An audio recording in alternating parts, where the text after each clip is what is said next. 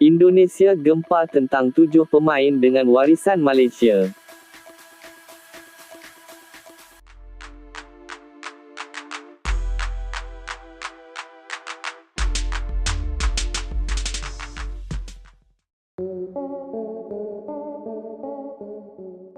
Persaingan antara Indonesia dan Malaysia tidak pernah hanya mengenai bola sepak.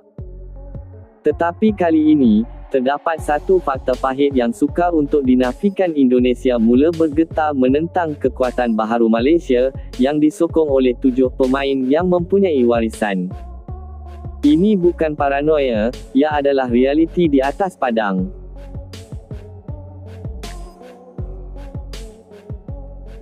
Malaysia bukan lagi sebuah pasukan yang bergantung semata-mata kepada semangat. Dengan penambahan 7 pemain yang mempunyai warisan, kualiti mereka telah melonjak.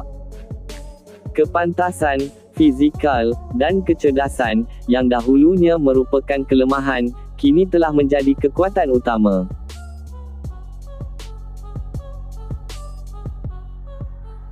Indonesia yang sentiasa yakin dengan bakat tempatannya tidak mempunyai pilihan selain mengakui ancaman ini. Masalah terbesar Indonesia bukan di kakinya, tetapi di kepalanya. Setiap kali berdepan Malaysia dengan pemain warisannya, permainan Garuda kelihatan kaku, tergesa-gesa, dan hilang identitinya.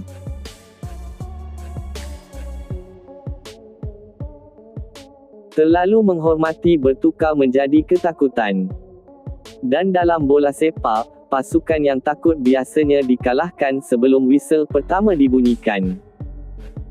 7 pemain legasi bermakna 7 mata penting yang sukar diatasi. Satu kecuaian, satu kesilapan kedudukan, dan Indonesia segera dihukum. Tidak seperti Malaysia yang boleh diramalkan dahulu, versi Malaysia sekarang jauh lebih kejam dan cekap.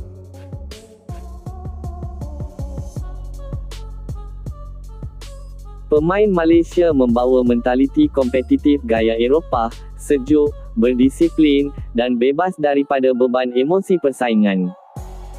Sementara itu, Indonesia sering merasa tertekan dengan tekanan sejarah dan jangkaan orang ramai.